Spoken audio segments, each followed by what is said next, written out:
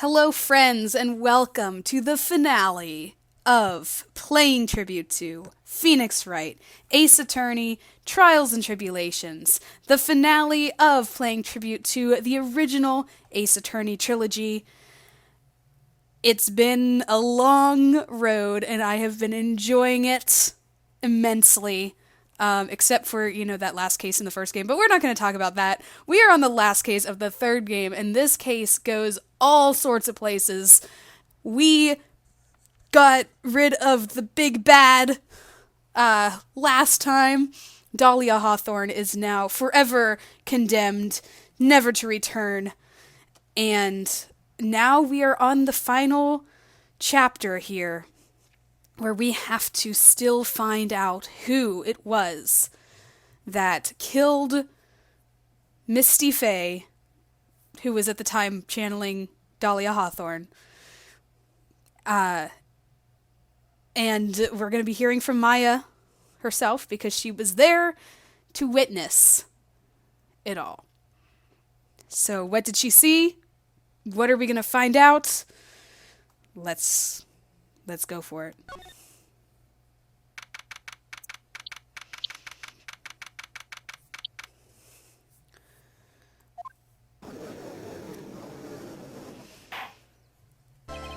Now then, before we proceed any further, I'm going to announce the results of the tests we had performed earlier.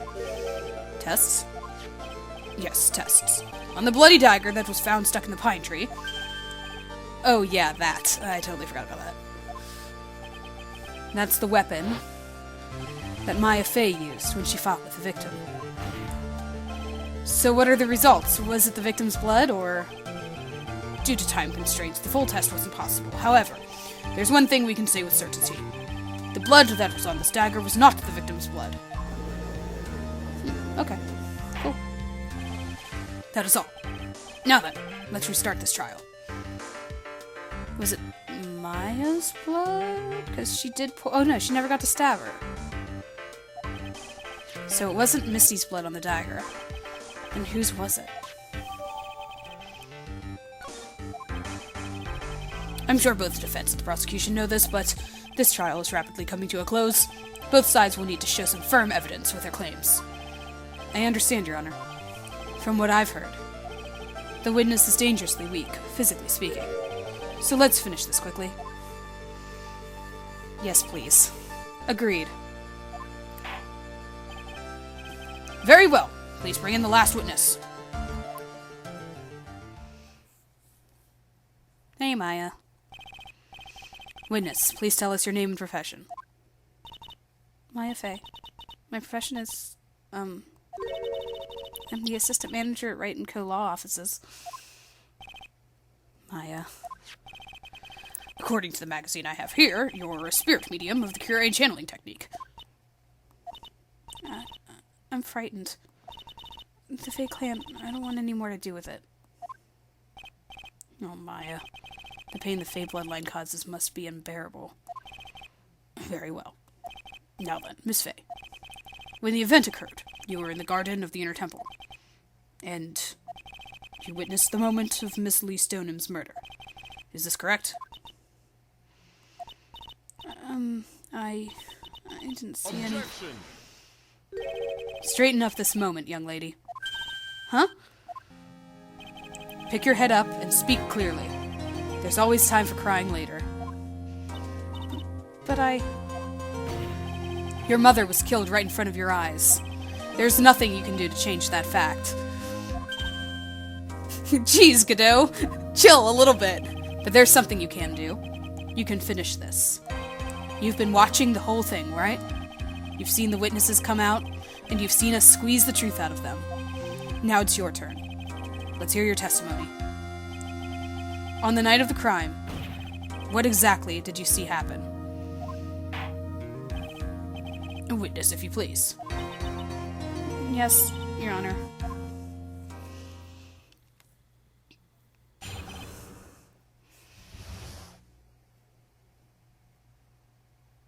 Is this the first time that she's ever testified? I think this is the first time she's ever testified, because even in the second game, when she was a defendant, She did not testify in that. She didn't testify in the first game either, as a defendant. So I think this is the first time that we see her on the stand. So that's exciting, especially after all the times that she's been accused of murder. I was passing through the garden on the way to a spare prep room when it happened. Suddenly someone struck me over the head. I stumbled and ended up against the stone lantern. I think I screamed, "Help me!" And then something warm splashed over me. That's when I lost consciousness. So you were struck on the head. I suppose it must have been the staff. Maya, the person who hit you, it was Dahlia Hawthorne, wasn't it? I'm sorry, Nick. I couldn't see. I don't know who it was. Maya, think hard. Sorry, Nick, but I really couldn't. Can't say it was an especially good night for young ladies to be walking around alone. It seems that would be hard to determine the criminal through testimony alone. Very well then, Mr. Wright. Please begin your cross-examination. Maya, hang in there. She doesn't look well at all.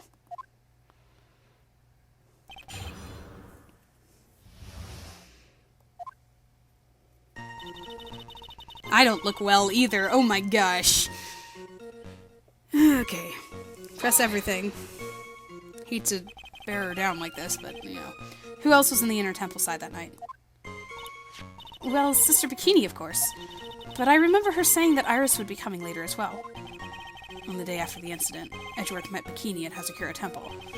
That means she couldn't be the criminal. So then, did Iris actually come later, like she said? Well, let me think. She seems confused. It's probably because she's so tired. No, I'm sure I didn't see her. She must have come while I was preparing for the training.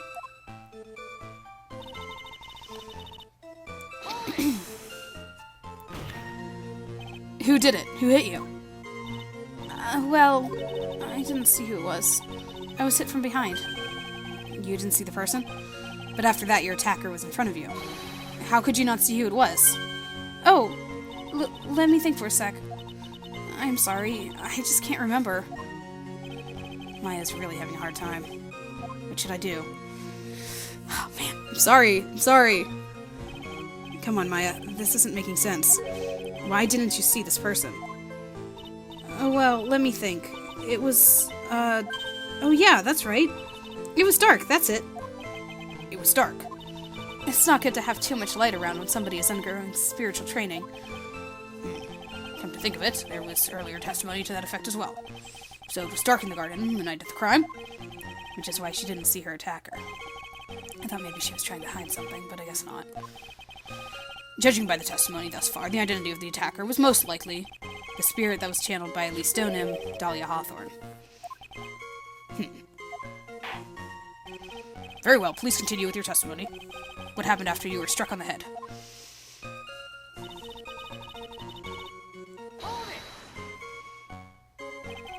What happened afterwards?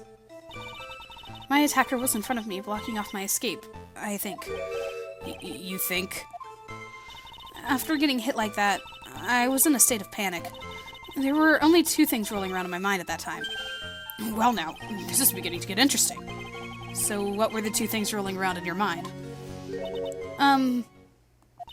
My name is Maya Fey, 1 + 1 = 2. You see, for some crazy reason I was afraid I was going to lose my memory. I know it's odd considering my life was in danger, but that's how it was. That's not odd at all. Your actions are understandable, given the circumstances. So, what did you do then? I think I screamed, "Help me." Okay. You think you screamed, but you're not sure? Listen, I was a complete wreck. It was dark and I couldn't see my attacker. Was it a man? A woman? An adult? A child? I had no idea. I was scared out of my wits. Believe me, my dear, I'm certain I would have soiled my robes. I thought this person might attack me, so I... Anyway, I'm pretty sure I screamed. I thought that it was my last hope. Now, it sounds like poor little Maya really was out of her mind. But I wonder what she meant by last hope. What do I do? Always press... okay.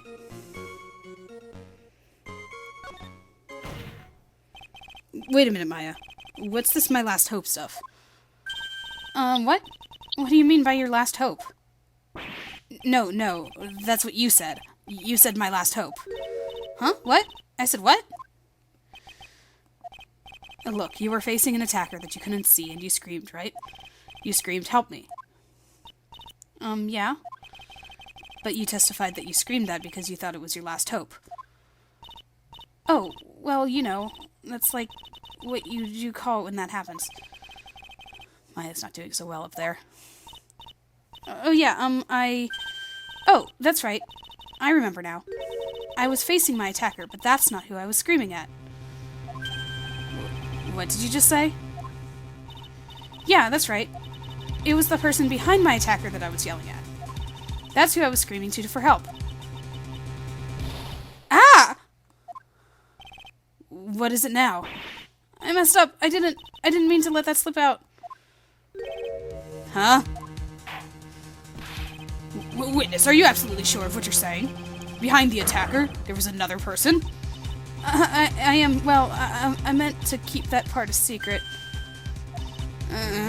What have I done? Ha! It takes a ton of pressure to make a diamond. That's what I always say. A ton of pressure. You're in a court of law here. You can't make things up or try to hide things in this chamber. Witness, the information you just presented is vital to the case. I want you to add it to your testimony.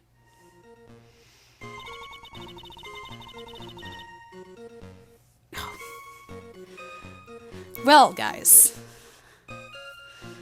For once, it is actually going to be the new piece of testimony. I could see a man behind my attacker by the light of the stone lantern. We've learned a lot of things. And I know I always forget to go through the evidence. That's why I'm going to do it right now.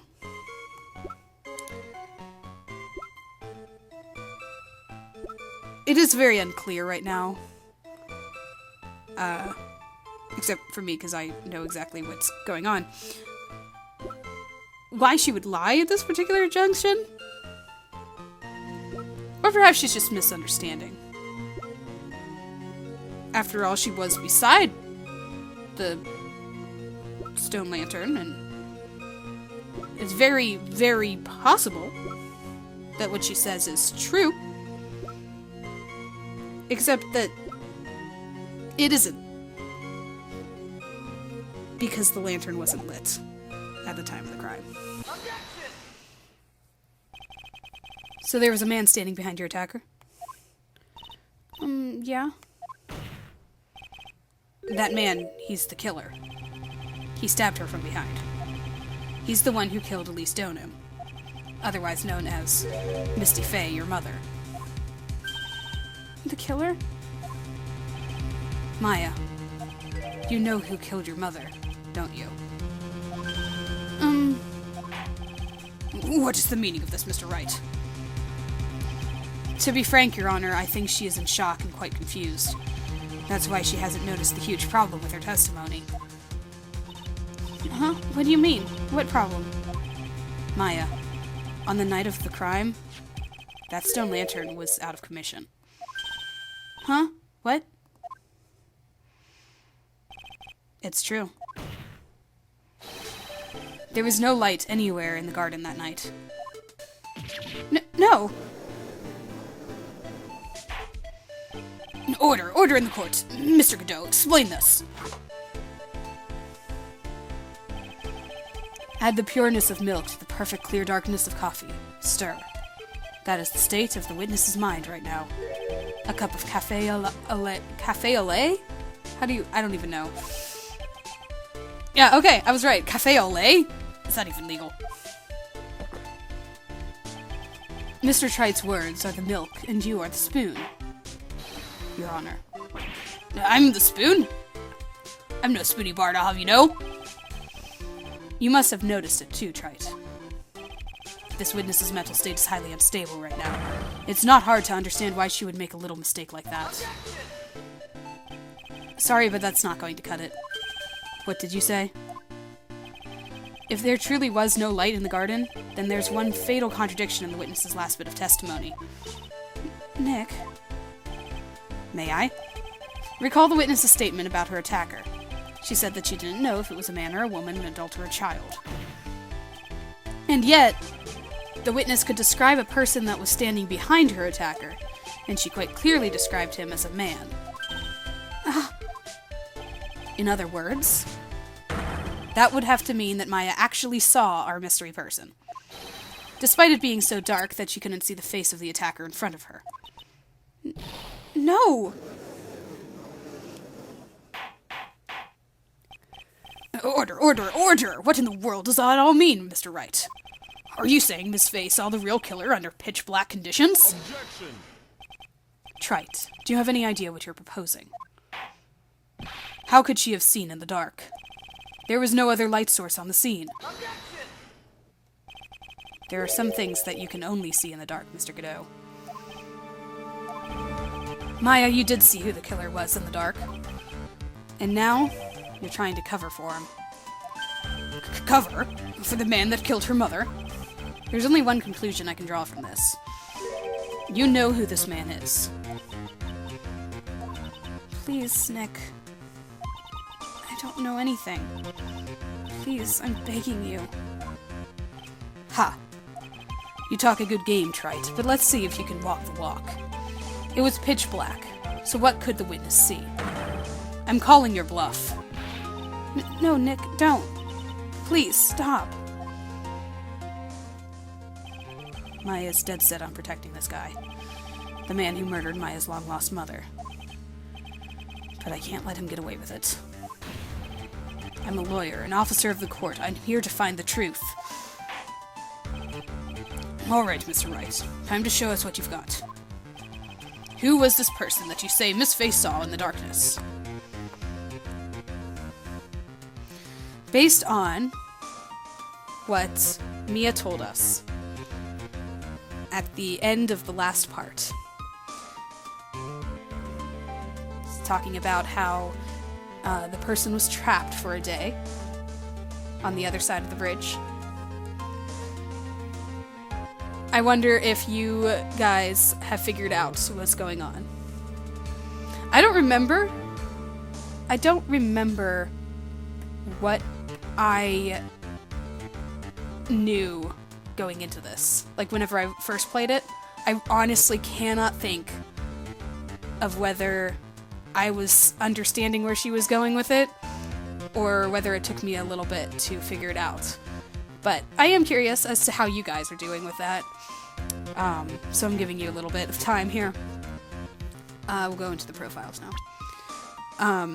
Based on what you told us about who we hadn't seen on the other side for an entire day. This is where things get very interesting.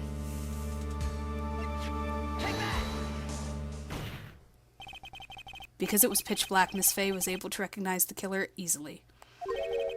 I'm sure the court would like to see for itself how this is possible, yes? What? But how do you propose to show us something like that? It's easy. We just need to recreate the conditions of the night. Conditions? Your Honor, the defense officially requests that all the lights in this courtroom be turned off. Wow, that was immediate. The judge didn't even say anything about it. Just like, but it can't be. Ha.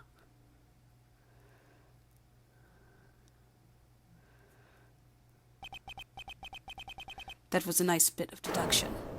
Trite.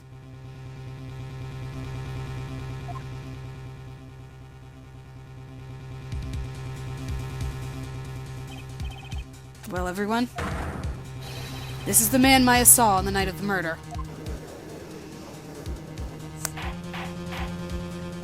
Order, order, order! Prosecutor Godot, what is the meaning of this? Surely you must be shocked to hear yourself accused of such a thing. Why aren't you denying it? Ha. Your Honor, you're asking the wrong person. do you mean by that? If you've got a question, ask the witness. That's one of my rules. Well, Maya, what about it? What you saw that night? Was it 3 glowing red lights? Well, witness, answer the question. You're wrong. I never saw that. Maya. I thought the person that stabbed my mother was a man.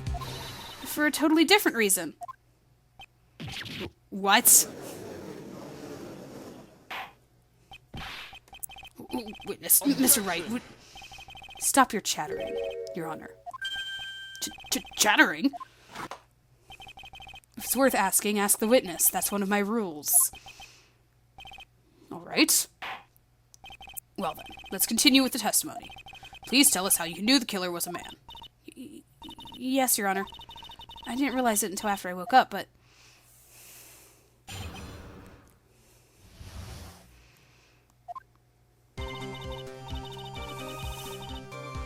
When I came to, I was just lying there on the training hall floor.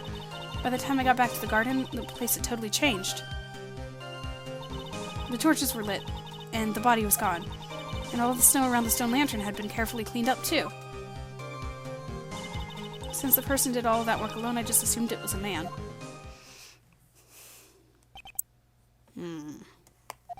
So it was after the crime took place that the witness came to think the killer was a man? Yes, that's right. I'm sorry, Your Honor. No need to apologize. It's as Mr. Godot said. You're utterly exhausted. It's only natural that you would be a little confused. Also, if you consider the situation you described, it doesn't seem too much of a stretch to assume the criminal was a man. Mr. Wright, proceed with your cross-examination. This is a weak argument. Oh boy, okay.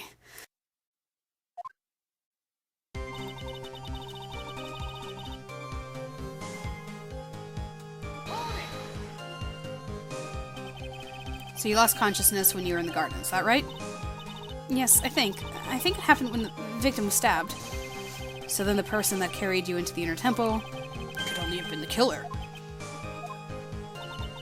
That's what I think, too. So the killer carried Maya into the inner temple. Place had totally changed, the torches were lit, and the body was gone. All the snow around the stone lantern had been carefully cleaned up, too. This is the weird one. So you're saying that the killer cleaned up the snow? It did look really odd. The snow was removed in an unnatural-looking rectangular shape around the lantern. There were a lot of shovels around the inner temple, but they're all really heavy. Way too heavy for me to use. An odd fellow indeed, this killer. Why on earth would anyone want to take snow away? Well, there's one thing that I can think of. Didn't you say that a lot of the victim's blood sprayed onto the snow? Yeah. The area I collapsed in ended up being splattered. In other words, the killer's purpose was to hide the bloody snow. I think that's the most reasonable explanation. Perhaps. However, there's something that's bothering me. If the killer just wanted to hide the snow with blood on it, there was no need to remove that amount. It's true. He could have scooped up just the snow that was stained with blood. Looks like there are some mysteries behind this issue. But I think this will help explain them.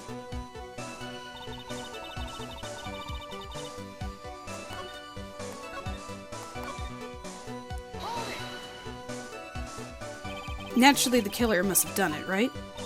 Yes, I think so. But why would the killer tamper with a crime scene like that? There must have been something that the killer desperately wanted to hide. I don't know. Looks like she doesn't have enough confidence. I think I need to gather some more information before I ask her again. Okay. The torches were lit? Yes, that's how I noticed that the whole scene had changed. I'm going to say it was the killer who lit the torches. I mean, who else could it be? The killer probably lit them, since it's impossible to do any cover-up work in the dark. However, if that's true, there's only one thing that still bothers me. Why did the killer go to the effort of moving the body? It's true, it's hard to see how that would be of any advantage to the killer. The only one who would gain anything from that would be the only person that was at the inner temple, Maya. Very well. Let me hear some more about the condition of the crime scene.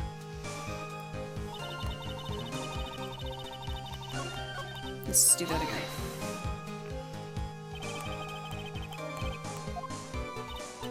Yes, I think so, but why would the killer tamper with the crime scene like that? There must have been something that the killer desperately wanted to hide.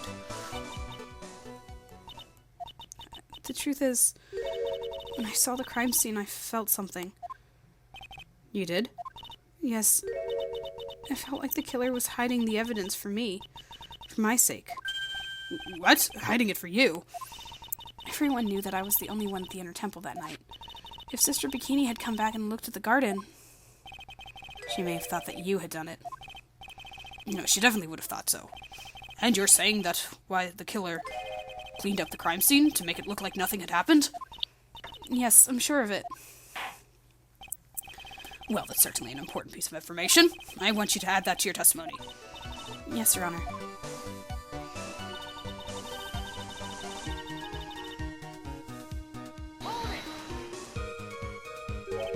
They did it for your sake. Well, if the body and the blood hadn't been removed, I would have immediately been the prime suspect, right? Yes, I suppose that's true. Yeah, and if that happened, the body would have caused some other problems, too. If her real identity had come out right then, it would have been terrible.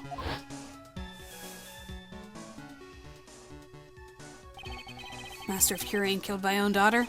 I don't think Maya would have been able to handle it. But still, it's rather difficult to fathom the killer's motives. What reason is there to go through that much trouble to protect you?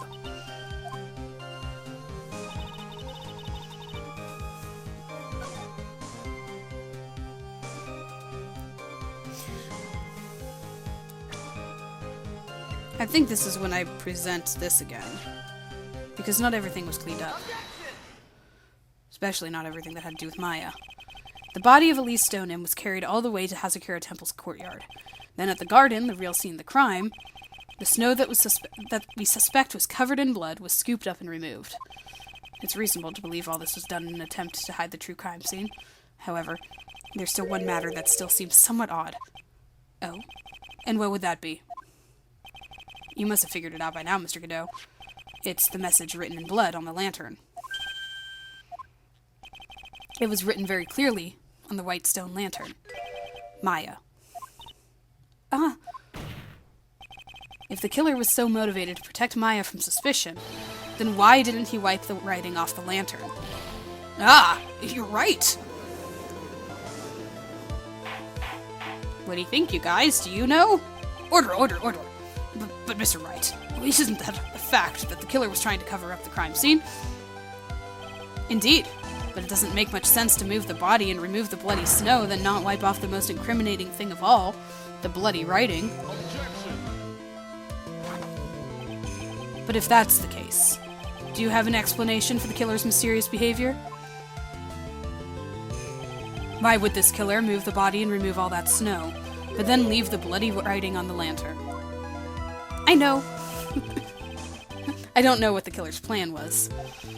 But it's a fact that the killer left the writing on the lantern. There must be a reason for it. Do you guys know? I don't remember where I caught on. I think I might... I don't know. I'd like to give myself the idea that I knew at this point what was going on. Well then, Mr. Wright, let's hear your opinion. Why did the killer leave the message written in blood on the lantern? The killer wrote it! To pin the crime on Maya! Killer didn't notice. Prosecutor Godot, earlier in this trial, you gave me some good advice. Once you eliminate the impossible, whatever remains must be the truth. Maybe you're not as dumb as I thought. The real killer wanted to disguise the fact that a crime occurred there. If that's the case, they wouldn't have left the bloody writing on the stone lantern on purpose. Therefore, it must mean that they didn't notice it.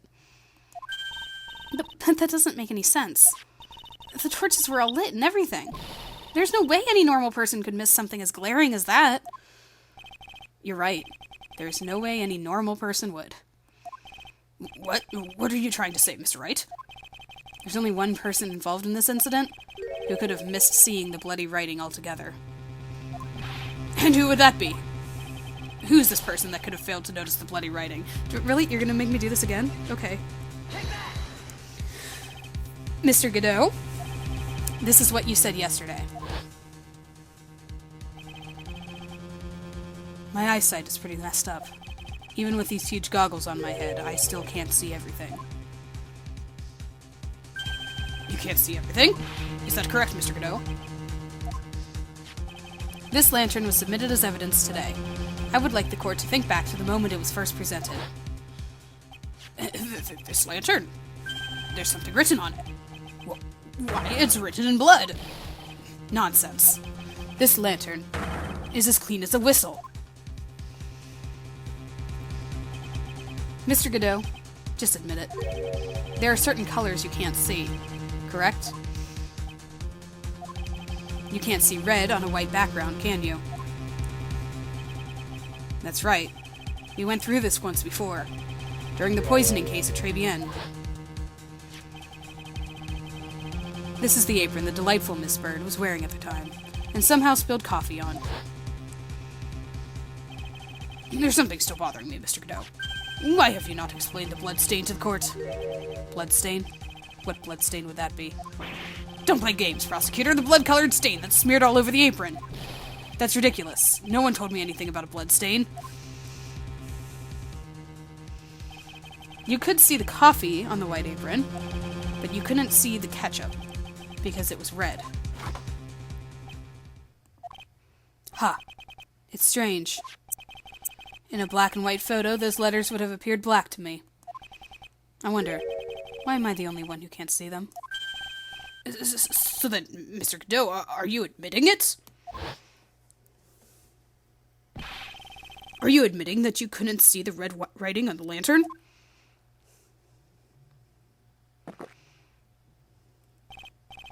Hey, Gramps, didn't you know? That's the reason why I don't drink red tea.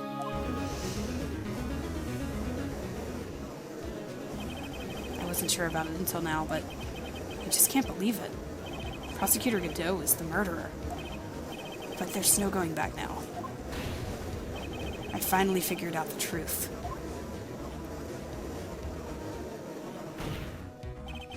Mr. Godot, the defense at this time formally accuses you. You are the murderer of Miss Elise Donim, also known as Miss Misty Fey. It's hard to believe this may be true, however. Once again, Mr. Wright has brought up a disquieting fact about you. Ha. Just make sure you don't fill out the indictment on red ink, Gramps. Come on. How does a little graffiti make me into the killer? Besides, it's not like it's my name that's written there. I'm certain that the killer wasn't able to see the color red. This is rich. Do go on, Trite. The answer is right there at the crime scene. In the snow. Snow? How so? Well, for example, why did the killer move all that snow? Your Honor, you said it yourself. If they wanted to hide the bloody snow, why not take it to that area? Take out just that area. Yes, why didn't they take just that area? Ah! Could it be? Yes, the killer couldn't see the red blood that had seeped into the snow, and so he had to remove all of the snow. He couldn't be sure of where the blood had landed, so he removed the whole area. Isn't it more likely that the killer couldn't see the blood because it was dark? Not a chance. The torches were all lit. They would have been able to see fine. It seems that, once again, this trial has taken an unexpected turn, to say the least. Can you explain this, Mr. Godot?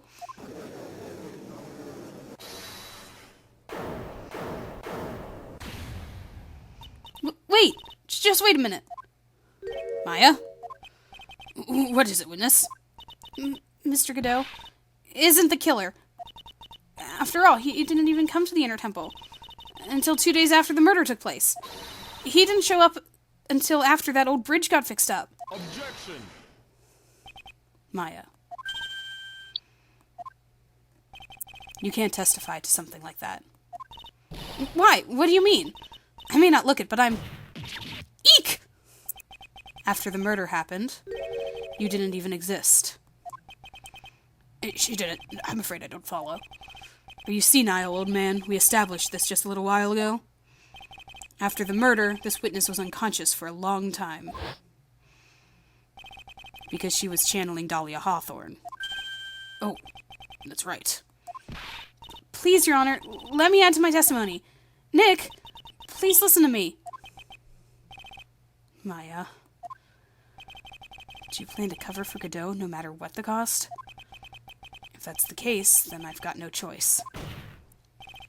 Your Honor, let's hear her testimony. If it means we're going to hear the whole truth, I say we should not silence her. Ha! Nicely done, Trite. Very well, let's hear the witness's testimony. Please tell us what happened at the Inner Temple after the murder. Yes, sir. After I woke up, I began channeling, and my spirit left me, as it were. But that little girl was there in the Inner Temple, too.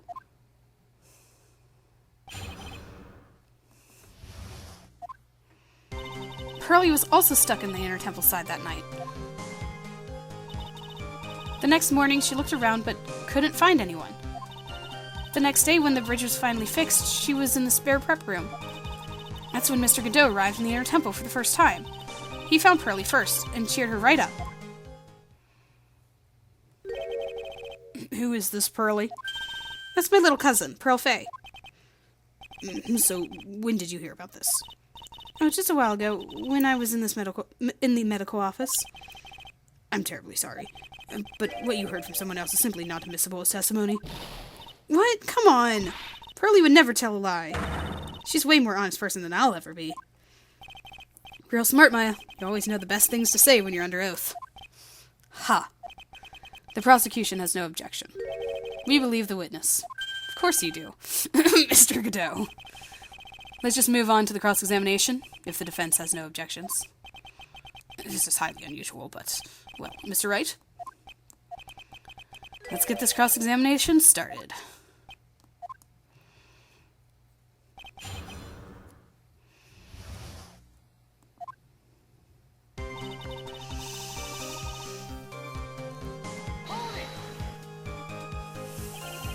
So where did you think Burroughs slept that night? In the spare prep room next to the training hall, I guess. There's a rule that you can't enter the training hall during an acolyte's training. But even so, why did she go to the Inner Temple in the first place? It seems that Pearls became very worried about Maya. She knew that the spiritual training I was about to undergo was very intense. Pearls was supposed to channel Dahlia Hawthorne, but she couldn't do it. That's why she headed to the Inner Temple. However, Dahlia Hawthorne was already there, possessing the body of Felice Stoneham.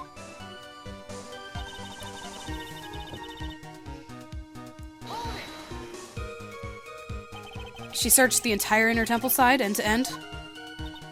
Well, you see, Pearlie gets pretty scared when she's alone, and there weren't that many places to look. She says that she even went back and forth several times. The Inner Temple side has two structures, the training hall and a spare prep room. And there's also a storage shack, I think. That's about it. There's a storage shack, huh? Pearls was looking for other people, right? Would she have really examined a storage shack all that carefully? Well, if it was me, that would have been the first place I would investigate. So that means it's possible that someone may have been hiding in the storage shack.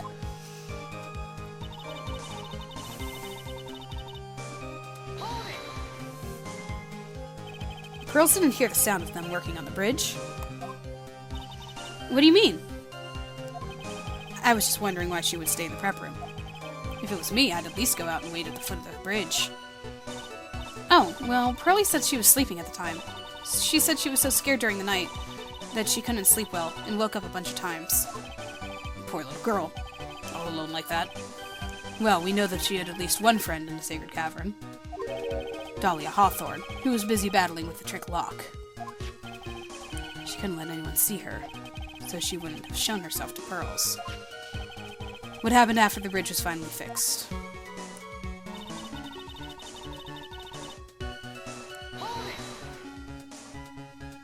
So it was your first time in the Inner Temple side, Mr. Godot.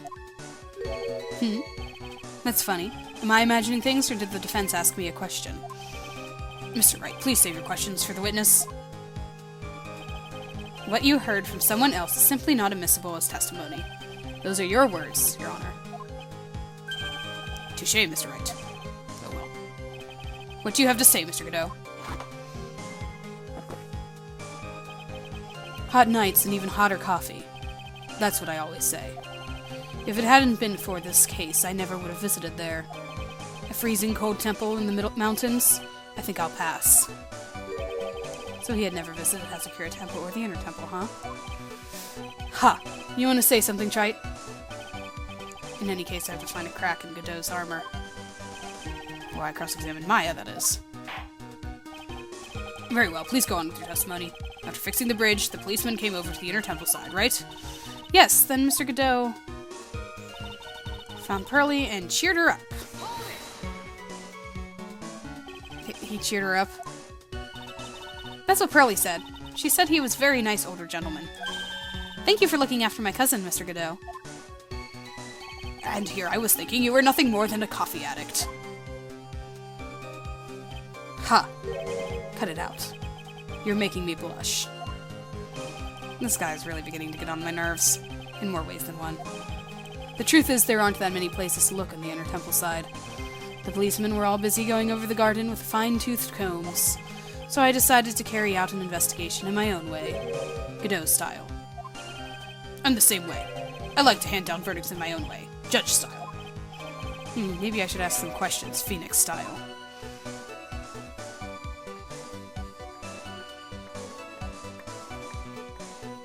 Alright, what about your investigation? That seems more important. You said you conducted an investigation of your own. Did you find anything? It looks like my investigation went about as well as yours, Trite. After all, I did miss the bloody writing on the lantern. Well, I didn't miss it, so speak for yourself, Goggles. The only odd thing I discovered was the beauty of the training hall. Was the beauty in the training hall. Beauty? Misty Faye, naturally.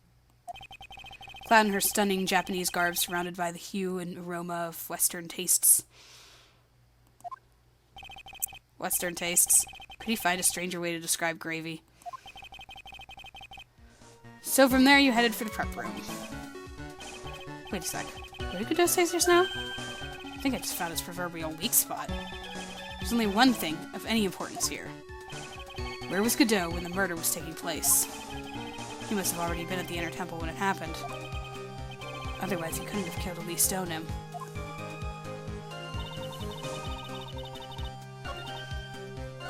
So we are proving that Godot arrived in the Inner Temple for the first time after the murder.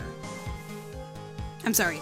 We're proving that that is incorrect. That Mr. Godot did not arrive in the Inner Temple for the first time after the murder. That he was there beforehand. Based on what he just said. If you caught that.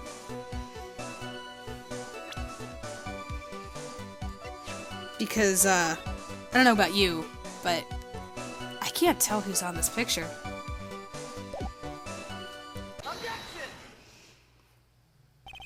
Mr. Godot, the first time you crossed Dusky Bridge and went into the Inner Temple was long before the murder took place.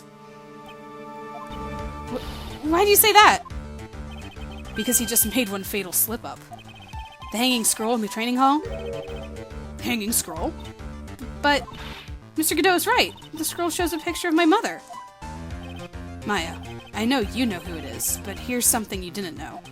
By the time the bridge had been repaired, 2 days after the murder, the hanging scroll in the training hall looked like this. What's that wonderfully delicious smell? The morning after the crime, someone covered it with gravy. Gravy? But why gravy, Nick? Because gravy was much more than a condiment to the culprit. Well, Mr. Godot, if you really hadn't seen the hanging scroll until after the murder, you wouldn't have had any way of knowing that it was Misty Faye. But wait a minute, Nick. Yes? Take another look at the hanging scroll. Look, at the top. There's a crest there. Ah, that. It's the mark of the master, correct? Exactly. So if you know the meaning of the mark, then you could guess that it was a picture of Misty Faye in there. True, but Mr. Godot described what was underneath like this. Clad in her stunning Japanese garb, surrounded by the hue and aroma of Western tastes. Oh. Yes, it's possible that he knew what the crest meant.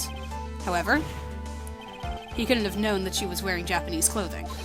Mr. Godot, on the day of the murder, you were hiding at the Inner Temple long before the crime took place.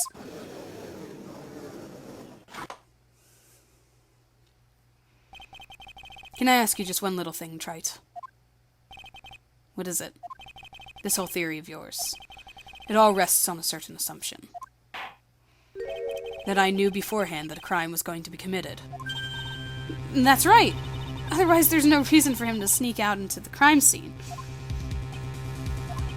Of course Mr. Godot knew about the plan. Huh? What did you say? Is it really possible that another person knew of that plan?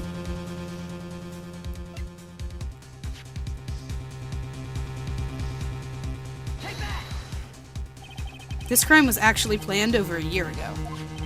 Morgan Fay authored the plan for her daughter's future, and these instructions were hidden somewhere in the Fay Manor for a year. However, by the time Little Pearls found these instructions, they had already been unsealed. Unsealed? Yes, the killer had read these instructions long before Pearls ever found them. That's how he knew the crime was to take place in the Inner Temple. And you're saying this crafty killer is me? You bet I am. But you just said that the instructions were hidden. That's right! Mr. Godot couldn't have known where the instructions were hidden. If he really wanted to know, he'd had one great chance to find out. And when was that? During a visit. A visit? Morgan Fay told her daughter Pearl about where the instructions were hidden. During one of her visits to the detention center. That would be the only time for someone to have learned where they were hidden. Eavesdropping on a visit at the detention center? Yes, it could be arranged if you were someone with easy access in and out of there. Like, for example, a prosecutor such as Mr. Godot.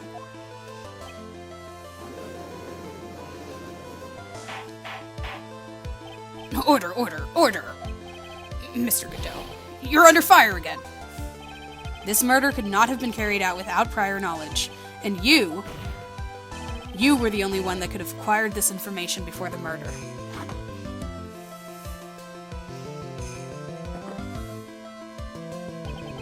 Humans are afraid of the dark, and yet, at the same time, we're fascinated and bewitched by it. Maybe that's why humans drink the darkness that is coffee. Sorry for always asking, but what does that mean? It means there's a reason for everything. According to your theory, the killer in this case eavesdropped on a conversation during a jail visit where he learned of the hidden plan for a crime. After discovering the plans, he hid the Inner Temple and waited for the crime to occur. Then he ultimately took a person's life. And he did all of that just to protect this witness? That's right. If you're accusing me of this crime, I have to ask you, why would I do this? This girl is nothing but a stranger to me. I've got no reason to go through that kind of trouble to protect her. I am what you see. I'm certainly not the type to rescue the damsel in distress. The killer's behavior is certainly extreme, for lack of a better word, even considering that the killer wanted to protect this witness's life. His behavior is still a little too unnatural. However, you had a good reason, didn't you, Mr. Godot? An unshakable reason that forced you to protect this witness at all costs. I knew it. You figured it out, haven't you, Nick? Maya? I guess you were doing your best to cover for Godot. For the same reason, huh?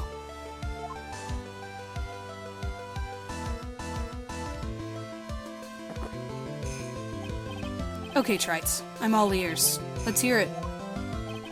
It's very simple. Maya Fey is a lot more than just a stranger to you. What's this? There's one person who lies at the very center of this whole story. One person that ties you and Maya Fey together inextricably. And once again, the reason for Dahlia's revenge, and the reason for the murder. There's a very good reason why Maya Fey's life is so precious to you. After all, she is Mia Fey's only sister. Mia Fey. You once worked alongside her. That was when you were a defense attorney. Wait a second here. Mr. Godot is a defense attorney? With your Honor's piercing intellect, you must have figured it out by now. The real name of this man who calls himself Godot? His real name is Diego Armando. Isn't that right?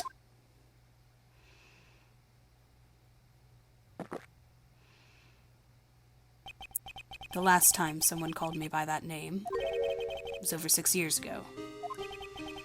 Diego Armando. That name rings a bell. It should, Your Honor. All of this is related to a single case. A case in which a convict named Terry Falls killed himself. Mia Fey's first time in court, the tragic outcome left a deep wound in her heart.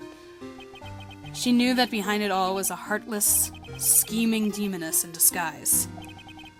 But in the end, Mia couldn't tear off that disguise. However, there was one man who reached out to help her. Diego Armando, a senior defense lawyer at the office where Mia worked. It's my fault. It's all my fault that Mr. Falls killed himself. Mia, you can't cry yet. Oh, that grip, man. Yikes. The only time a lawyer can cry is when it's all over.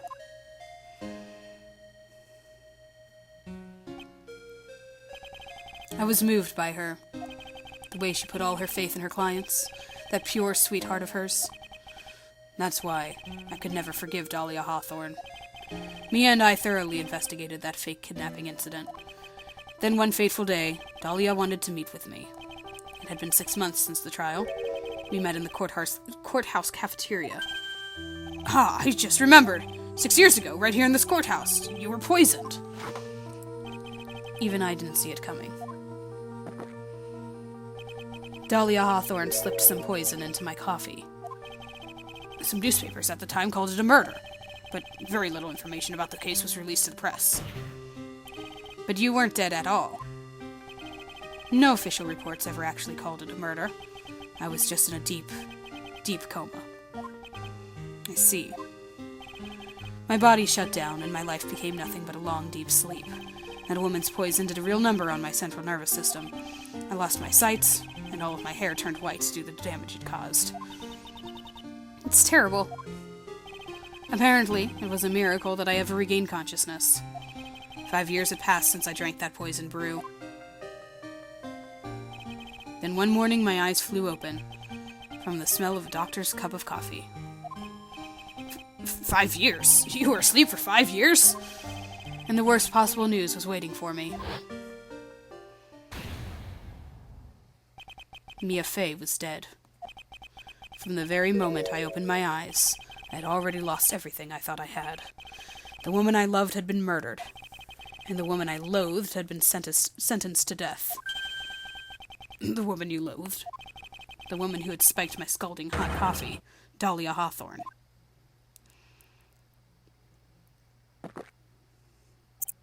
Ha! Good old Mia. She didn't let me down. She got her revenge before she checked out. In the end, there wasn't anyone waiting for me when I woke up. That's so sad. For someone like me, for someone who had slept away their best days, there were only 2 reasons left to live, and it was for those 2 reasons that I decided to become a prosecutor. If I may ask, what were your 2 reasons to live? The first was you, trite. Huh? Me? If I hadn't drank that stupid poison, Mia Fey never would have died, much less the way she did. You were the only one who was there to protect her. But you let her die. It was all your fault. It wasn't like that. I wanted to see for myself what kind of man you really were. So that's why you became a prosecutor? My other reason for living, she goes by the name of Mia Fey. Huh? You mean me? You were the only way I could make up for the sin of not saving Mia. 1 year ago, when the Curian Village incident was resolved, it was obvious that the Morgan Fey was planning something. Whatever her evil plan was, I was determined to stop it. My role as a prosecutor put me in the perfect position to do something about her. That's how you overheard Pearl's visit with Morgan at the detention center. I knew that the time was drawing near. Since I knew the plan, I thought I could foil it. My goal was to outwit the plan. I thought if I could do that, I could keep the girl from being caught up in it. That makes sense. If Pearls had known the actual purpose of the plan was to kill Maya, she never would have helped out. Finally, the day of the plan was drawing near. I contacted both of my accomplices. Accomplices? Iris of Hazakura Temple and Misty Faye. How in the world did he get in contact with Misty Faye, who had disappeared? How did he know that Elise was Misty Faye? I hope that that is explained. I don't remember whether it's explained. I hope that that's explained. I especially needed the help of Iris. She was to take the fall in my backup plan in case we couldn't control Pearl Faye. But how did you contact my mother? Yeah, okay, thank you. She had been missing for almost 20 years. Officially, yes. What? What do you mean, officially? You've heard about it, haven't you? About the strong ties between the main family and the government? Now that you mention it, Bikini did say something to that effect. She said that the Master of Kurain had great authority. Even without her official position, Misty Faye still wielded great influence. The police have been keeping an eye on her movements all this time. That's how I was able to contact her. Again, because of my position as a prosecutor. So my mother was cooperating with you? Don't ever forget. No matter how far away from you she was, she never stopped thinking about you. She was always... That's why I knew she would do anything to protect you. If you want to know how strong her resolve to protect you was, look at her staff. Her staff? The one with the sword in it? The day the plan was to be carried out arrived soon enough. We met for the first time at Hazakura Temple. That's when your mother showed me her special staff. I realized it then, just how far she was willing to go. She was ready to use that sword to protect you from Morgan Faye, if necessary. Yes, even if it meant paying the ultimate price. Mother. That night, the night of the crime, there was just one way to stop Morgan's evil plan. You mean Pearls, don't you? We had to make sure she didn't channel Dahlia Hawthorne. Well, Pearl, what are you going to do tonight? Well, if you'd like, you can come to my room. Perhaps we can read some books together. We thought we could prevent her from playing her part in Morgan's plan, but she never showed up. She was worried and followed me to the inner temple. That was the thing we were most afraid of, and that's why Misty Faye had to do the channeling herself. She channeled Dahlia Hawthorne into her own body. What do you mean? If she channeled the spirit first, then Pearls wouldn't be able to do it herself. As Master of Kurain, Misty Faye's power was supreme, so that's how it went down. She channeled Dahlia Hawthorne so that Pearl Faye wouldn't be able to. What? What?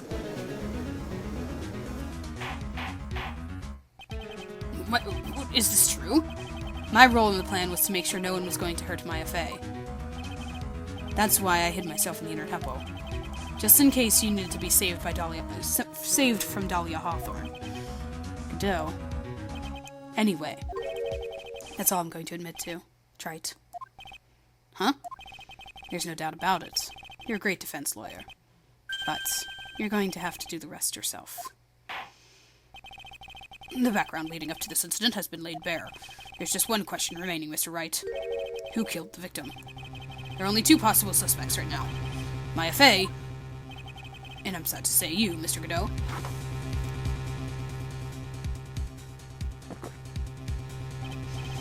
Well, Trite, if you're the real deal, then finish this thing once and for all. Show us beyond a shadow of a doubt that you can finish this on your own. No, Nick! Please don't. Maya. I heard the whole thing. From my sister. In the medical office. And that's why I have to protect Mr. Godot. I can't do it. I can't testify against him. After all, he's the man who put his life on the line to protect Mia. And me, too. Maya, I know that. Nick. But even so, it doesn't absolve him of his crime. Please, Maya, testify. Miss Faye, your testimony, please. This is the final testimony. Don't bother trying to hide anything, because I'll know. I want to hear the truth from your own lips. I understand. I'm sure you're right. I'm ready now, Nick. All right, young lady. Tell us about the moments before you lost consciousness. What exactly happened at the time of the murder?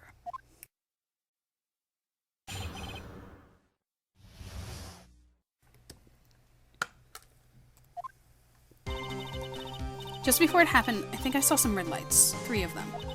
I thought I'd ask for help, but just then I was splattered with blood. She wasn't dead, though, and she struck back at the enemy behind her. Suddenly, the red lights went out, and the whole area was dark. Just at that moment, there was a horrible scream. Right after that, Dahlia collapsed and I lost consciousness. That was a lot of information, but... These red lights. I thought you said you don't remember seeing them. I'm sorry. I thought I saw them, but then they disappeared all of a sudden. Ha! Things break, Trite. Even the best of theories. Yeah, we're getting there. Who was it that stabbed Misty Faye? Looks like you still can't prove it. Maya's telling the truth this time, I know it. The rest is up to me.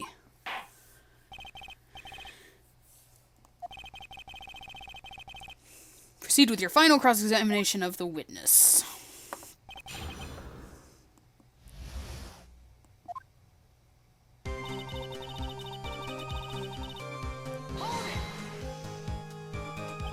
Lights shining in the dark?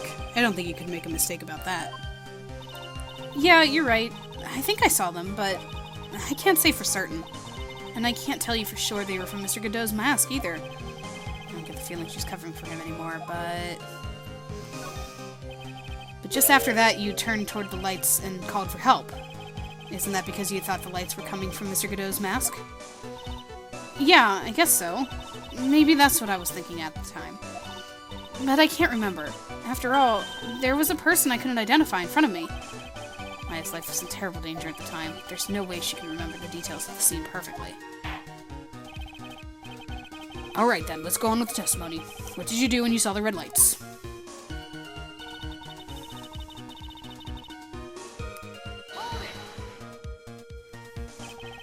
That blood. Was it Dahlia Hawthorne's blood? I think so, probably, just at that moment. I heard a soft scream that seemed to be close by. It was a woman's voice. So that was when the killer stabbed the victim from behind with a murder weapon. Is that right?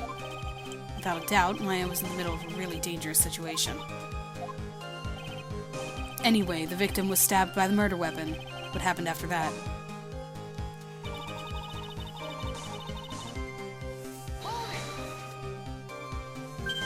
Struck back? How do you know that?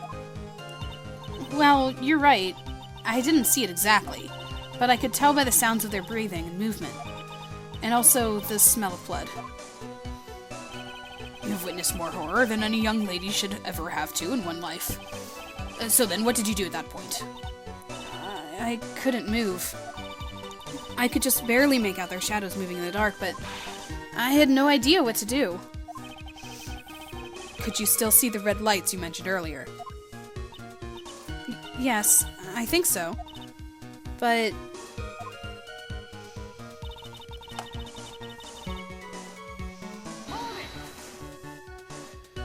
they went out? Yes, suddenly I couldn't see them at all. What could it mean? If the red lights were coming from Godot's mask, and they went out right in the middle of a fight? Maybe the mask was damaged? Or maybe it was knocked off. Or maybe the batteries ran out. Right, Trite? Or maybe those little red pinhead-looking lights just stopped working. What could have really happened then?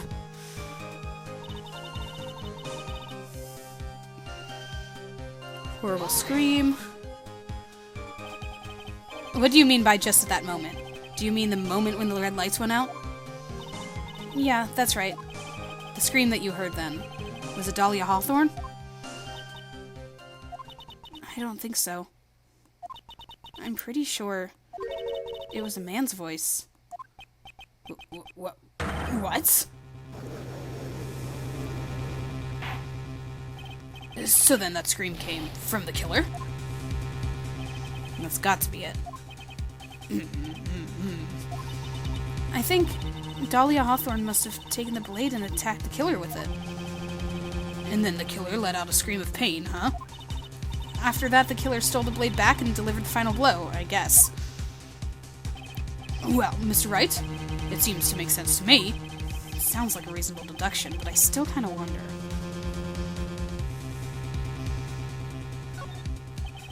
I'm sorry to say this, but that interpretation would create an enormous contradiction. And that makes sense. After all, my deductions are almost certainly never correct. Remember the testimony she just gave before the killer let out a scream? Maya said she had already been splattered by the victim's blood. In other words, the blade and the staff had already been plunged into the victim. Ah! Is that right? She couldn't have struck back with a sword that was already stuck in her body. The weapon that caused the killer to let out a scream must have been something other than the staff. If you're so sure about that, then don't keep us waiting any longer, Trite. I don't know why I said that in the judge's voice, I'm sorry. There's only one thing I can think of that could have been used as the weapon here. If Dahlia Hawthorne had already been stabbed in the back by the staff, what could she have used to strike back at the killer? The original weapon that she was going for from the start. The blood is yours. Naturally, the dagger the killer brought to the scene of the crime. Oh, that's right. I forgot about that. This dagger was found at the crime scene, stuck into a pine tree. Yes, the detective found it that morning and brought it to me. Dahlia Hawthorne struck back at the killer with this, and she managed to wound him as well. Objection. Just because he let out a scream doesn't mean that he was wounded. For all we know, the blood on the dagger could have been from the victim. Have you forgotten that the blood has already been tested? Since we learned it wasn't the victim's blood, it must be the killer's blood. The killer must have a wound somewhere on his body. So you're saying the blood on this dagger belongs to the killer? Exactly. A DNA analysis of the blood will prove beyond a shadow of a doubt. And yes, Mr. Godot, it would prove that it's your blood. Nice theory, Trite.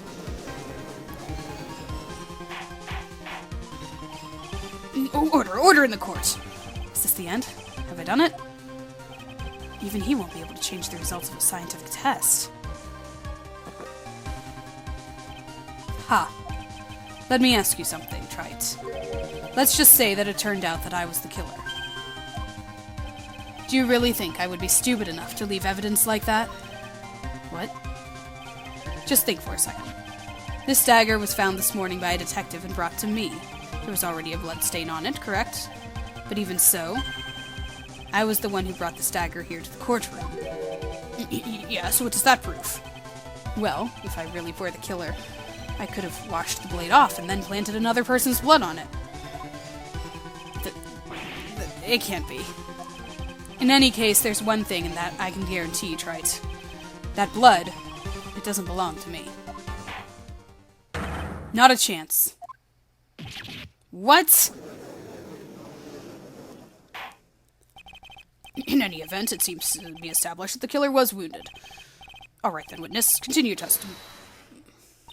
Wait a minute! What's the problem? I know I probably shouldn't say this, but there's a big contradiction in Nick's explanation. What? In my explanation? Maya! This dagger, you said that it wounded the killer. That's right. But if Mr. Godot had really been cut with a dagger, his clothes should be bloody and have a rip in them, right? Maya. Maybe he just changed his clothes. That'd solve the contradiction pretty easily. What are you talking about? It's not that simple at all. Remember back to the day of the murder? Everyone that was on the Inner Temple side got trapped there. Ah, that's right. And once the bridge was fixed and the police headed for the Inner Temple, Mr. Godot was already there waiting for them. He never had a chance to change his clothes. That's a fair point. Good job, Maya. Order in the court. The witness says. Well, maybe he brought a change of clothes with him. But no one could have predicted the lightning strike that shut down the bridge. Why would anyone have brought a change of clothes? Did the judge take smart pills during the last recess? Well, then maybe the killer took off his clothes before he committed the murder. That way he wouldn't get any blood on them. That's impossible, Trite. You know how cold it gets up there late at night? After a few minutes with no clothes on, you'd be frozen solid. Yeah.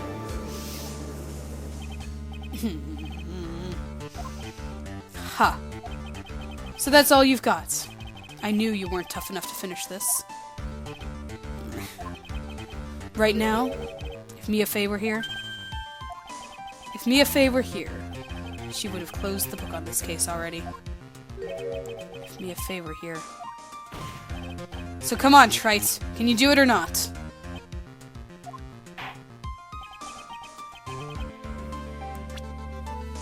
Alright, I need evidence. Let's take a look at what we have again.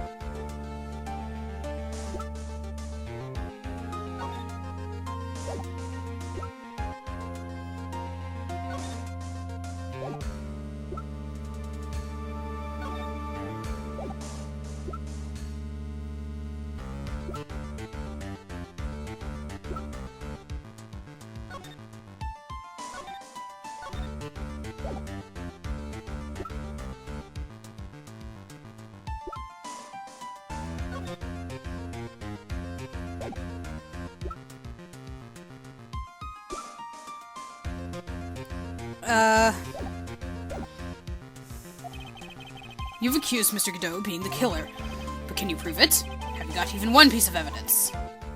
I don't think I do. The question isn't whether I can prove it or not. The fact is I have to prove it. That's the only choice I have. I was taught that it's one of the rules of being a lawyer.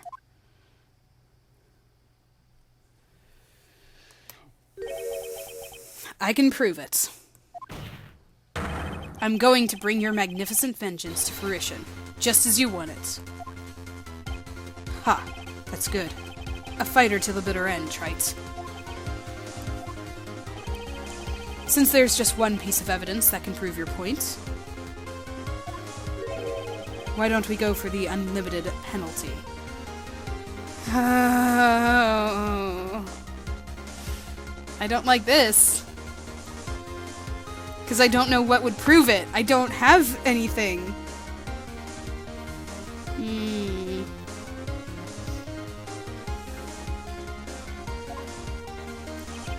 Are you trying to pressure me, Mr. Godot? Because it doesn't matter to me. I've got the one piece of evidence I need. Are you bluffing?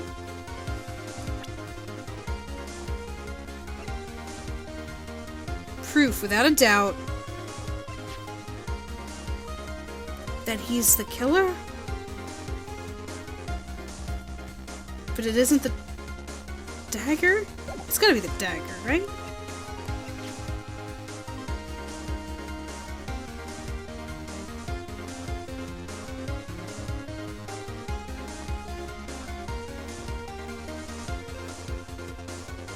Unless it's the staff, like, it has his fingerprints on it or something.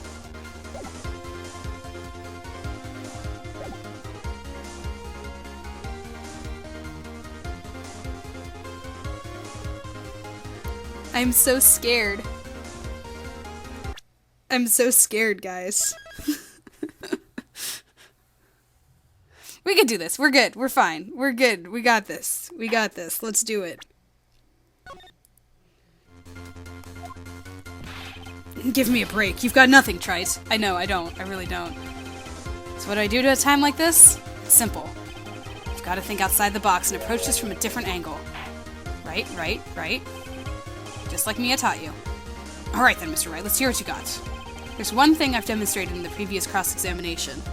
You know, the later games have this, like, logic, stream of logic thing where it gives you a bunch of choices to click on and, like, evidence and stuff to, like, follow through with the final thoughts of the lawyer in the case at the time like this, like the very end.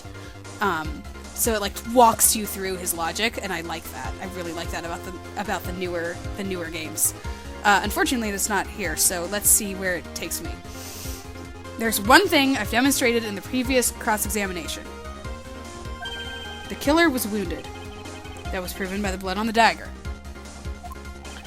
But we decided it was impossible for him to have hidden such a wound.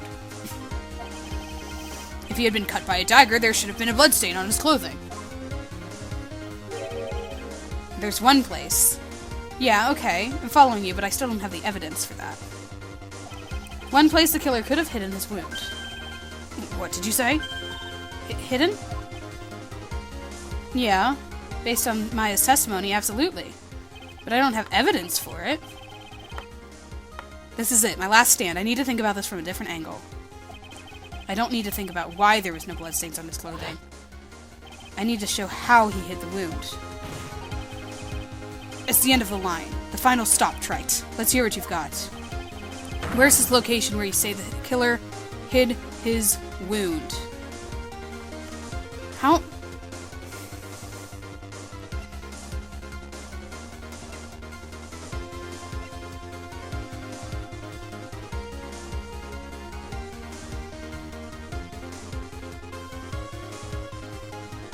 I don't...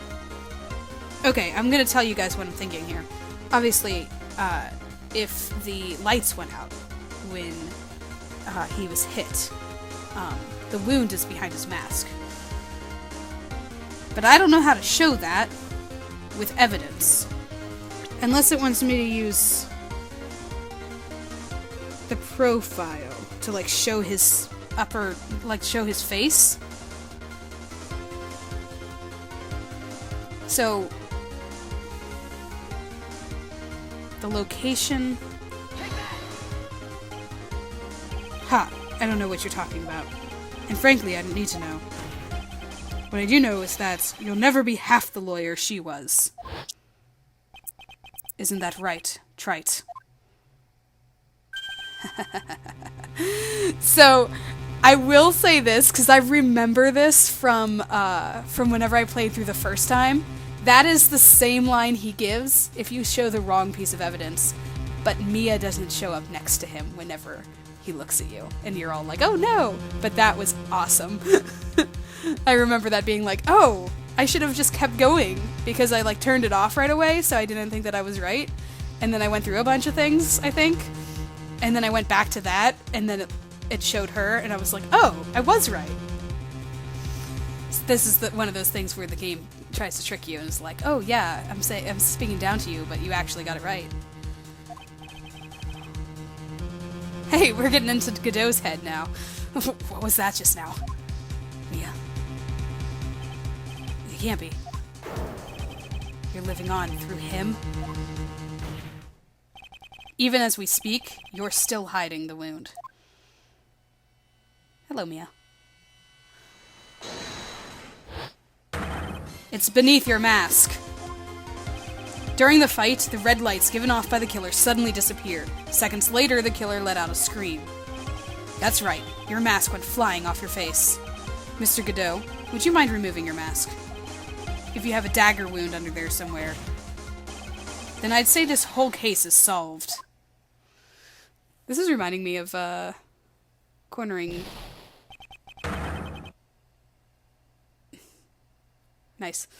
Of cornering Von Karma with a wound. It's like, oh, hey, you have a wound there. Let's, figure that out.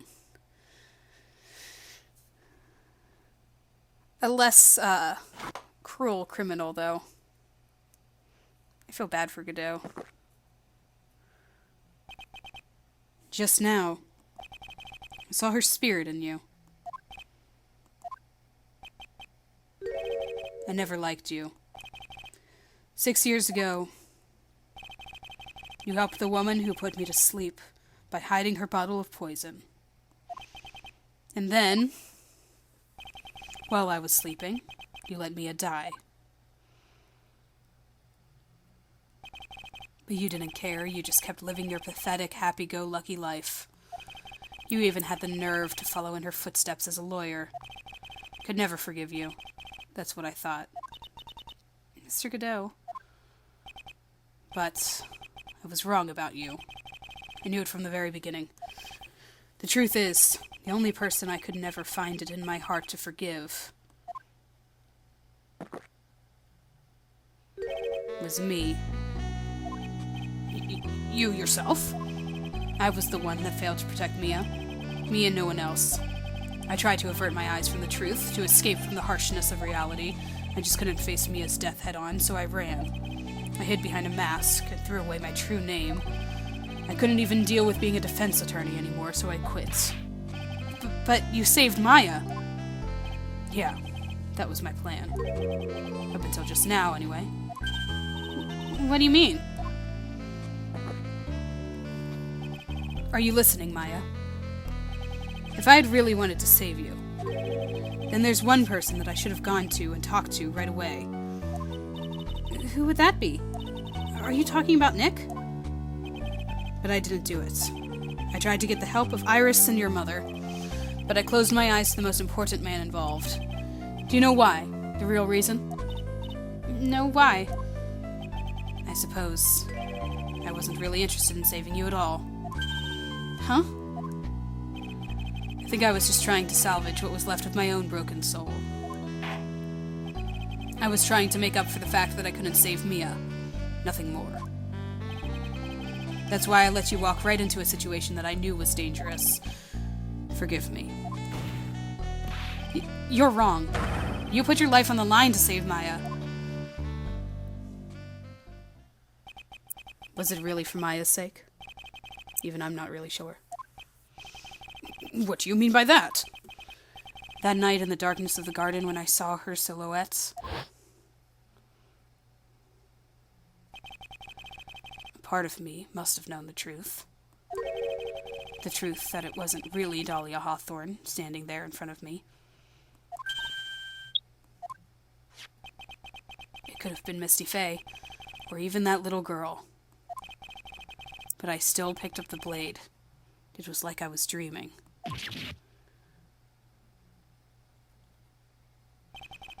I'm not sure exactly what was going on in my mind at that point. Was I really motivated by the pure desire to protect Maya Faye? Or was it something else? Was it my hatred for a woman who had stolen everything from me 6 years earlier? Could it have been simply a desire for revenge?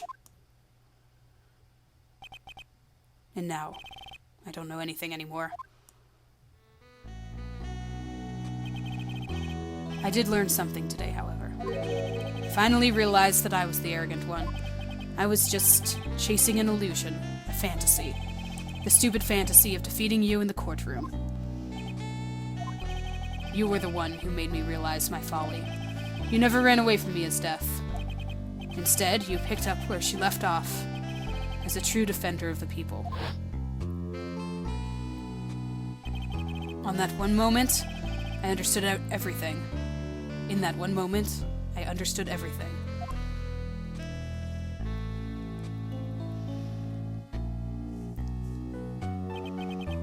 Mr. Godot.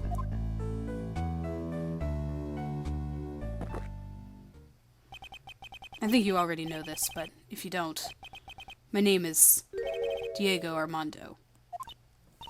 Mr. Armando, I believe in you. I know you were trying to save me.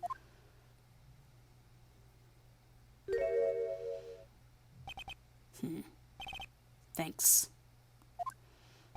Your wound, it's bleeding. Huh. Did you forget already? In my world, the color red doesn't exist. These must be my tears. Tears? Ever since I woke up from my coma, I think I've been waiting for this very moment. Mr. Armando. You do well to remember this, Maya. The only time a lawyer can cry is when it's all over.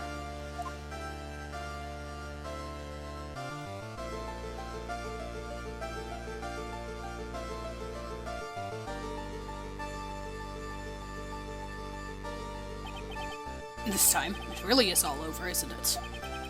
Defendant? Yes, Your Honor.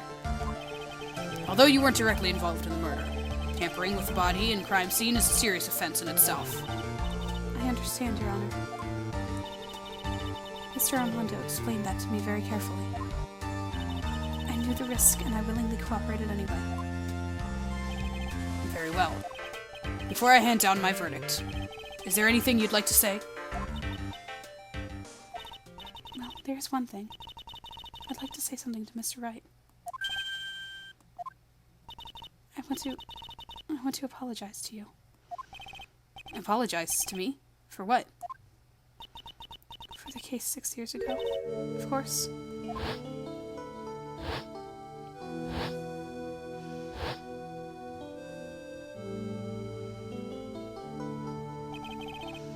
I just remembered.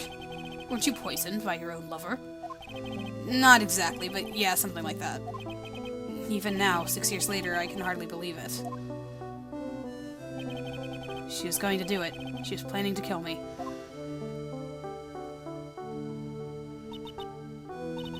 It's not all that surprising. The two of you hardly knew each other. Huh? What do you mean? You and my sister. You only met twice.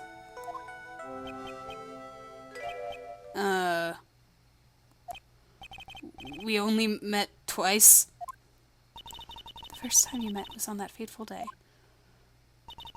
The day she poisoned Mr. Armando in the cafeteria of this very courthouse. The next time you met her was 6 months later. You met her again on the day that she stole your cold medicine. And Doug Swallow was killed. No way. It can't be true. I mean, during our whole relationship, we were... For those 6 months, the woman that you thought was Dahlia Hawthorne wasn't actually my sister. Huh? It wasn't Dahlia? I hope one day you can forgive me. Feeny. You? You mean... That's right. I lied to you. For 6 months.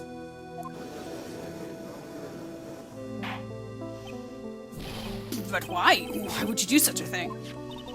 Ever since she gave you the bottle that day, my sister was trying to get it back as soon as she possibly could. Because of the police investigation and their surveillance, she couldn't move about freely. So that's why you... My sister, from the beginning, she was prepared for the worst. Prepared for the worst? She thought that you might somehow discover the truth. That's why she was always ready to deal with you at the moment's notice. You mean she was ready to kill me, don't you? She already had so much to answer for. I didn't want any more sins on her soul. I begged her not to do it. She agreed to give me a chance.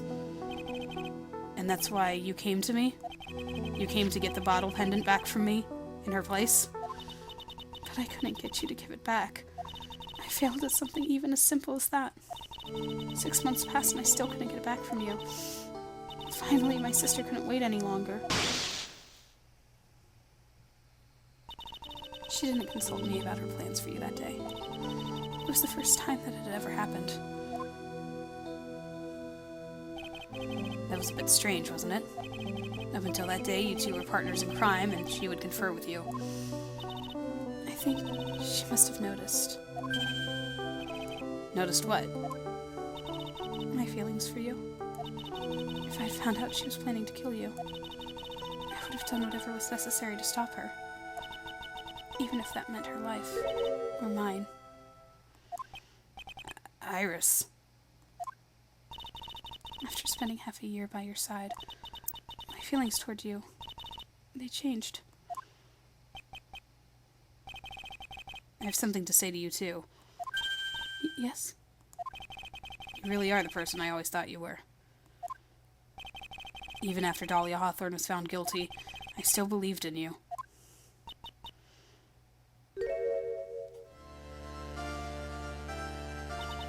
Thank you.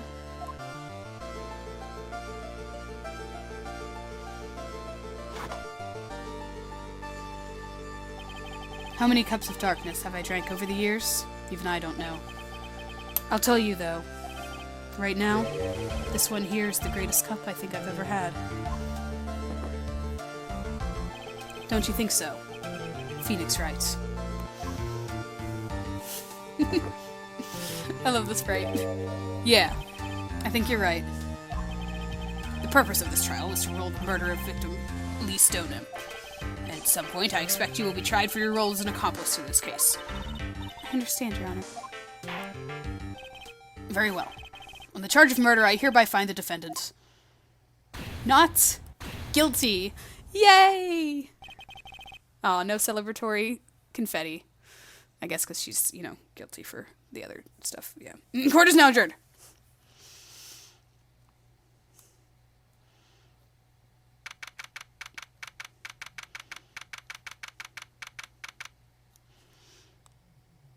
Phoenix plus Iris forever. So I guess it's all over. The way everything ended. Was justice really served? The man who risked his life to save Maya is being sent to prison by my own hand. Of course justice was served. Mia! I'm proud of you, Phoenix. Your defense was truly brilliant. But I couldn't save Mr. Armando, the man who cared so deeply for you. You're wrong, Phoenix. You did save Diego. You saved him in the only way possible. You mean, with that verdict? I think one day you'll understand, too. Phoenix, I want you to remember one thing. You were as good out there today as any defense lawyer could ever hope to be. There's nothing more you can learn from me. Mia, you've accomplished something I wasn't able to. I owe you a great deal. Thank you. Mia, I'm sure we'll meet again. Someday, Phoenix. I've handled lots of cases and seen a lot of things. And along this journey, I found myself asking just one question. What does it really mean to defend someone? I suppose today's case produced one possible answer. Nick! Maya! I guess it's just like my sis said. Your sister? Mia? That night, when I channeled Mia to get her advice on what to do, this is what she wrote back in my notebook. Don't worry, Phoenix will save everyone in the end. But, come on, cut it out with that gloomy face. Can't you see? Me, sis, and I'm sure Iris too. We owe you for everything you've done for us, Nick. Maya, how can you be so bright and chipper after all that's happened? You were brutally attacked. You even saw your mother murdered. Youch! Francisca! Still a softie as always, Phoenix writes. Excellent work, Wright.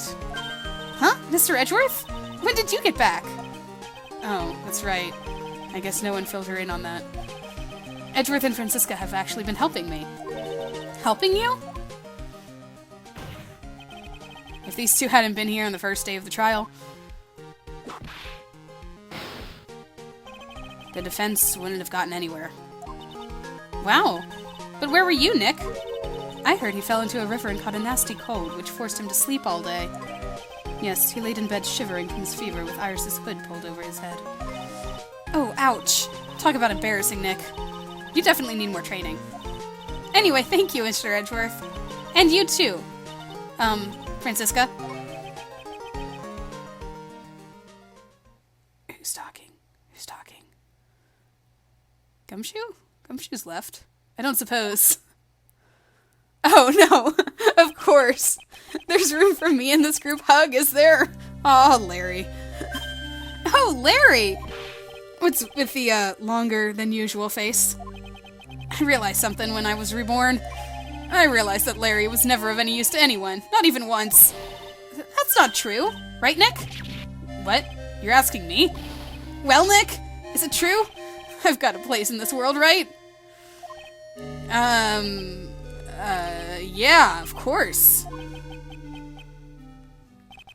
I knew it. Everyone would be better off if I were gone for good.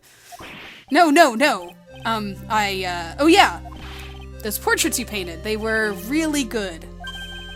Isn't that right, Edgeworth? What? Me?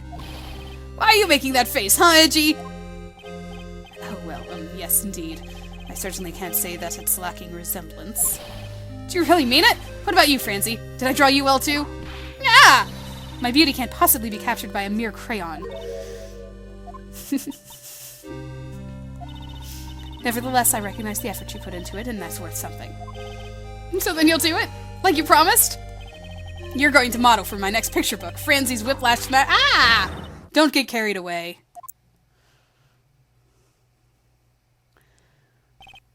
Well, how about that? I guess painting portraits is the only thing I'm good at. The painting of Pearl was pretty darn good, too, if you ask me. Huh? Now that you mention it, I haven't seen her around. Pearls? Where could she have gone? Normally, she would have made a beeline for Maya. Oh! I'll go look for her. Be right back! Hey, Pearlie! Right. You seem to be uncharacteristically puzzled. I suspect you are wondering how Maya can be so cheerful despite all that has happened. Yeah. To be honest, I can't understand it either. Francisca. That's right. She lost her father fairly recently as well. I think I understand how she feels. Maya is a much wiser person than she appears, and I think she realizes something. Now is exactly the time when she needs to be as strong as she can. What do you mean by now is exactly the time? Maya wasn't the only one that was badly wounded by this incident. In fact, there was someone that was hurt far more deeply than she. I believe it's for that person that Maya is trying her best not to cry. Someone who was hurt more deeply than Maya. Edgeworth, I think I'm starting to understand too. Ow! Then tell me, Phoenix Wright. Who is Maya Fey being strong for?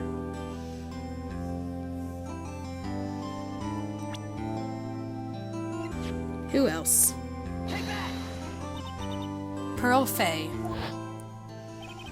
The poor kid. After all, the reason that she worked so hard to follow the instructions was because she loved and believed in her mother, Morgan. It's for the good of the Fey clan.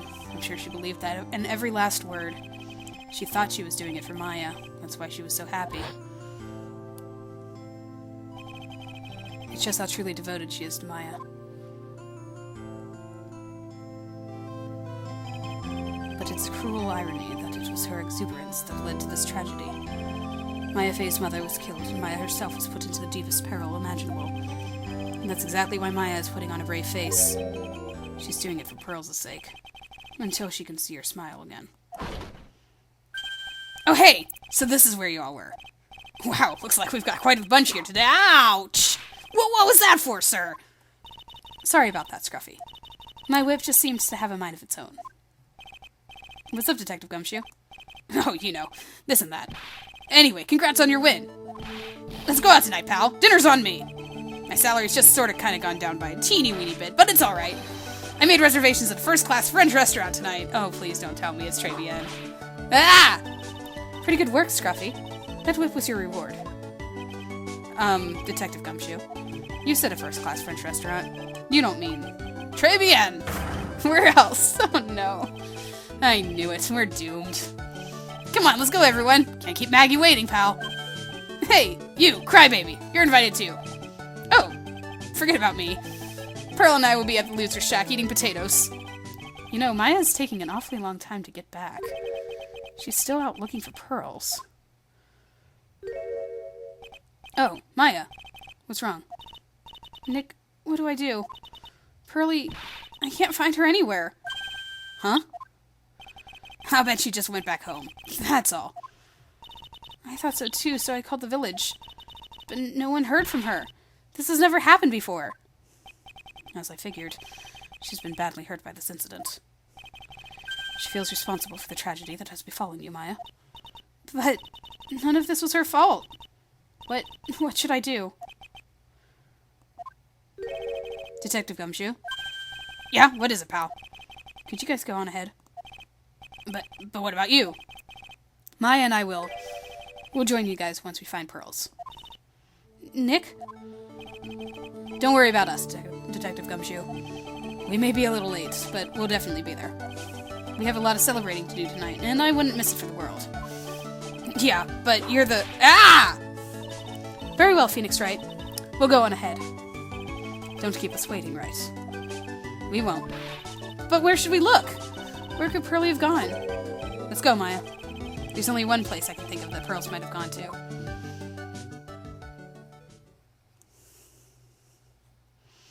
Is she at the loser shack?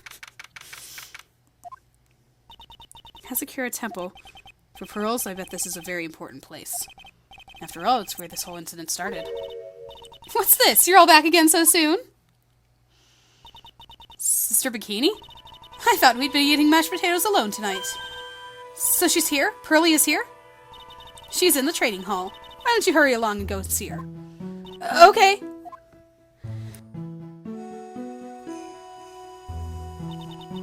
Pearlie's not here. Ah, Maya, hanging scroll. Ah! Someone cleaned it off. Oh, that was Maya, sorry. Someone cleaned it off. It's got to be pearls. Ah! Mystic Maya! But Pearlie? Why did you just leave like that? Mystic Maya? Mystic Maya!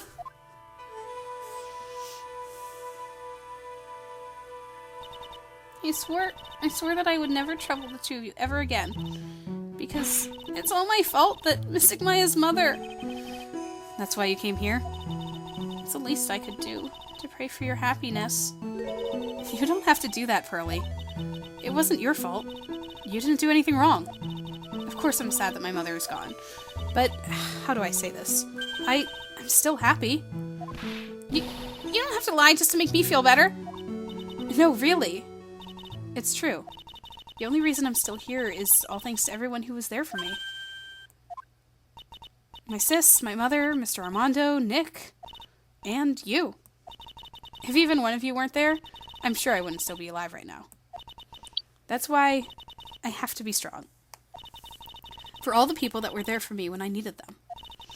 That's all I can really do. Mystic Maya. I'm impressed. You truly are the daughter of Mystic Misty. Sister Bikini. Your mother, Mystic Misty, was a strong woman indeed. I want to tell you what she said to me that night. After dishonoring the good name of Kirain, I don't have the right to face my daughter. But still, Maya is always in my thoughts. It's true, she'll always be with me, until the day I die. Your spirit was with her. That's why your mother was so strong. Even at the end, I'm sure she had no regrets. She'll always be with me until the day I die, huh? There's a rule or something all masters are to follow, isn't there? To never take the charm off until the day you die?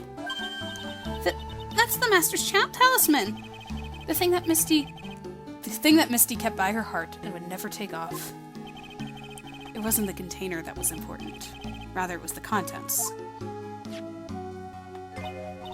That's... a photo? Ah. Mother.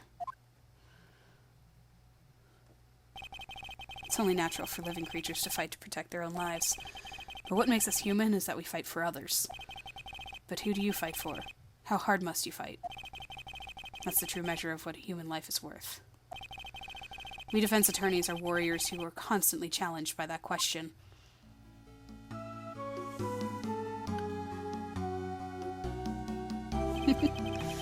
Even when the battle is over and the bonds that connect us are severed, we always return, time and time again. Mia, Maya, Pearls, Mr. Armando, and Maya's mother, too. I learned that from all of them.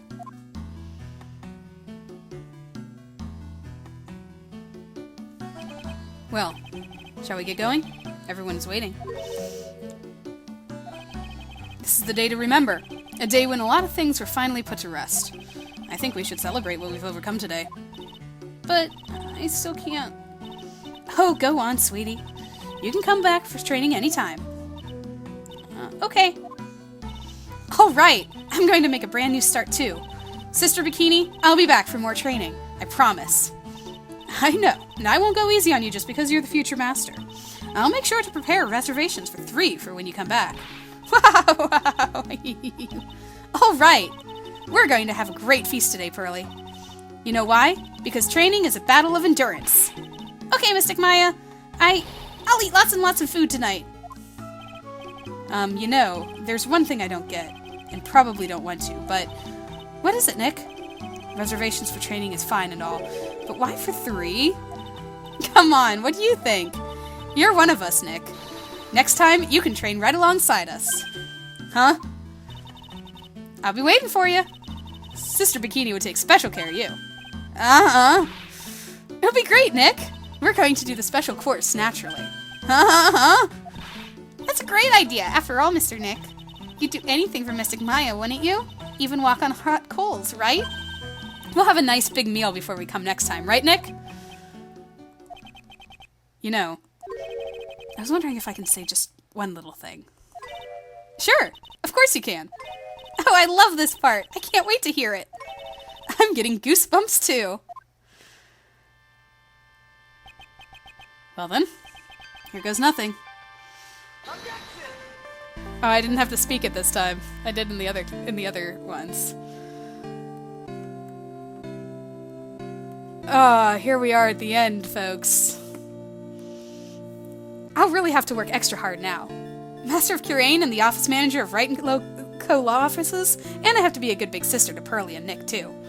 Well, as long as I'm not locked up or captured or something like that.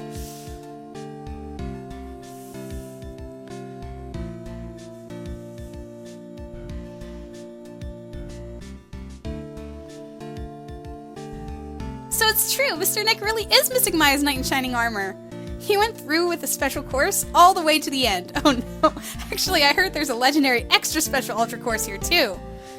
I think I'll surprise the two of them by making them a secret reservation. Oh gosh.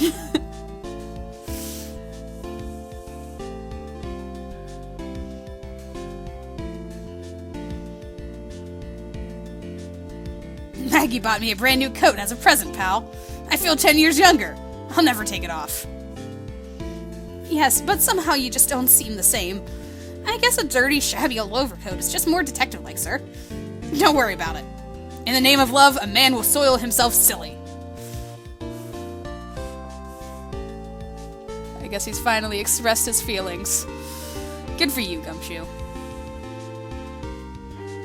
Mr. Wright, I'm once again in your debt. Thanks to you, the Treasures of Curane exhibit was a great success. I even got to see Miss Von Karma, who I hadn't seen for almost a year. She taught me how to use a whip, and said that I must show you what I've learned. Oh gosh, of course she did.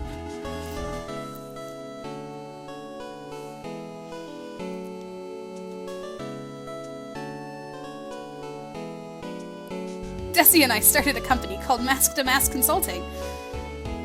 We're dedicated to stopping the evil plans of all the criminals in the city. Our motto is cut it out, please! Pretty cute, huh? Well, we also sell plans to the criminals as a kind of side business. I wonder if that's okay. Sometimes I think maybe we're the worst criminals. Oh man. As much as I love him, he really is a criminal. Oh boy. Mr. Wright, I want to thank you for exterminating Don Tier. I returned the $500,000 along with a tea set. A special thick tea, one I mixed with my own 2 hands. I bet he's drinking it now. Win through compromise. He.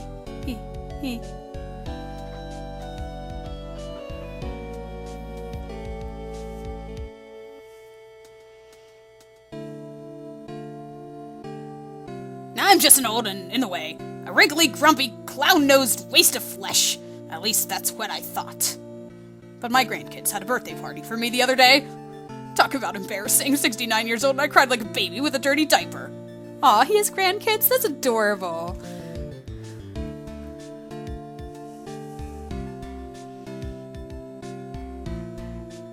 As usual, we have an abundance of work to do. We've hired a new programmer to replace Glenn Elg. I do hope everyone will get along. His name is Adam Mata. Of course. As soon as I heard his name, I knew our brain circuits would align perfectly. Yes. A perfect replacement. My! More reporters? Since the murder, we've made so much money, I hardly know what to do.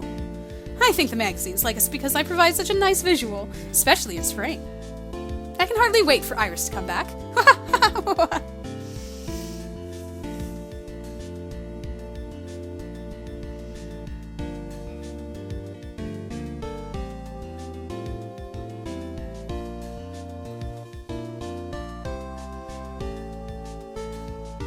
You've turned into such a respectable man, Feeny. It was so sweet of you and everyone else to come and visit me here the other day. Of course, I was happy that you constantly had your eyes on me, but I felt kind of bad when the little one slapped you so hard you got a nosebleed. Oh, poor Nick. Pearls is so convinced.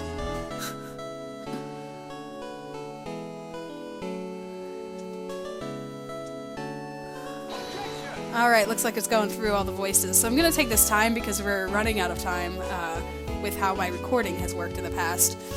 About my thoughts on the last case. I had only played that one other time. It goes through a lot. It's a long case. It's a long case, and I think that's the main, like, turn away from it. But it's so fleshed out with all of the stuff that has to do with like all of the previous games, and it's just like the whole culmination or whatever. It's like this grand finale of everything, and I like it. It does a good job with that. It gets very intense with all of the stuff. Oh. What's this? I'm back from a long, tiring vacation and no one's here to greet me? I guess while I was gone, my little whippersnapper buddy quit and now I've got no one. And what kind of lonely, crazy security room is this supposed to be anyway? What with all the flashing lights and switches, I feel like some sort of space alien. And now what am I going to do with all this macadamia nuts I bought back from everyone?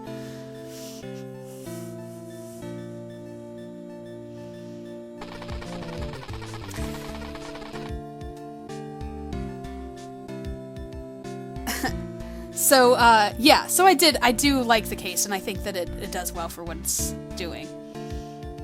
I finally found something I'd love to do.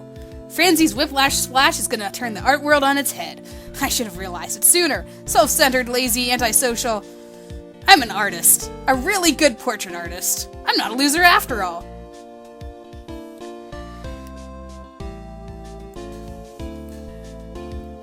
I guess we're still going. I can't continue talking about my thoughts. Aww, that's so cute. Is that from... Larry's pretty good. I mean, that's great. That's a great picture. Good job, Larry. That's awesome. But yeah, so a culmination of all that stuff. It does what it's set out to do, and it's good in that way. I like the finale. It is not something that I could usually come back to because of for how long it is and the twists and turns. And it's interesting how very few characters there, like how very few witnesses there are, every time that, we get into the end of things like that. I don't think it's not gonna show me a picture for that one. Oh no, there it goes. Okay. So yeah, Bridge to the Turnabout. And I do like how it, even though it's a finale of the all three games, it also works to like it calls back to specifically this game and everything that's going on. Dahlia is a terrible, very dark, very evil villain. She's spooky and cruel and great as a villain. And her little like scene of her coming out and burning and whatever is great too. It's good to finally close the book with Misty Faye and figure out what all happened to her, and it really does close out very nicely. All the loose ends and gives everybody, you know, despite all of the murder and terrible situation, a nice happy ending and closure. Maya goes on to be the master of Kurain, and Pearls is still, you know, all right. And they're still close, and Nick goes on to continue now that he knows he's not a rookie anymore. I guess that's the point, that he's not a rookie anymore. Mia's like, there's nothing else I can teach you. You've done it. And that's really cool that he has this like culminating thing as well. It's not just, you know, what's going on with Maya. So yeah, and I love Phoenix and Iris's relationship. I love that was the kind of a twist, the fact that like he stood firm in the fact that he really believed that Dahlia was not capable of everything that she was found guilty of, because the whole time it wasn't even Dahlia that he was with, it was Iris, and that whole like that little romance story is cute, and I like that story for them together. I of course don't. Despite Pearl's insistence, I don't think that many, if anyone, I don't know. Some people might ship him and Maya. I don't know. I think she's a little young for him, but I guess, you know, it doesn't completely matter. But yeah, no, I never saw it as that. She was always his assistant, and I think he always had more of like a caregiver kind of attitude towards her. So I never really saw her as anything like that for him. But it's nice to have him reunite with his first love and find out that she isn't the cruel, evil person that Dahlia turned out to be. So I always imagine him going back and visiting Iris a lot or whatever whenever she's at the detention center. But yeah, so that's my information about this case and how I feel about the case. And it's again, really deep, really intense. I love Larry. So his whole thing with the fire and people flying and stuff, that's a lot of fun. Figuring out how the murder happened and moved and all that. And the whole time Iris knew what had actually happened, and we're defending her from the beginning. But anyway, yeah. So, yeah, no, I'll keep talking, because even with Misty knowing what was happening too, and, you know, inviting Pearls to read in her room and stuff, like that was everything that happened in the case. Like, the writers know what they're doing. They're putting everything together. There's just some logic things that happen, or like I'll follow the logic, but it won't be the right direction or whatever. So yeah. Now that my screen is about to black out here, I'm gonna just end this. Yep, there it goes. I'm gonna just end this with one more thing. We have finished the original trilogy of Phoenix Wright Ace Attorney, and I had a blast, and I am very excited to continue playing tribute to the Ace Attorney series by continuing on to the games that came after the original trilogy. These are classics, but there are some that were spin-offs and some that were direct sequels. Now, for the sake of chronological order and that sort of thing, I think what I'm going to do is, instead of the order that the game's released. I'm going to try to do like chronological in the world, which means that the next game that I would want to play, if you stay tuned, if you subscribe, you'll see whenever I post it. It'll be a while. I'm not going to do it. I'm not going to post it right away. I'm going to have a little bit of a break in between games like this, since we're no longer on the original trilogy. But the next game, for those of you who are interested in watching, is going to be the spin-off Ace Attorney Investigations. If you enjoyed seeing things from Edgeworth's point of view, in this case, you're in luck, because Ace Attorney Investigations follows Edgeworth. And it's after the events of this original trilogy. It takes place in the time after this. So it is chronologically going on. And then after that, we'll see whether I can get my hands on the fan translation of the sequel, because it does not exist in the US. So we'll see if that works. And we'll see where we can go from there. I have a couple ideas. I might go right to the next game, or I might go to another spin-off, which involves Professor Layton, if you've ever heard of those games. He and Phoenix Wright had a combo game. So, crossover. So, yeah. I don't want to stay talking for too much longer, because it's been the longest upload of any of the cases, any of the parts of this series. So I am going to stop it there. Stay tuned if you want in the future for Ace Attorney Investigations. And in the meantime, well, not in the meantime, then I will talk to you guys later.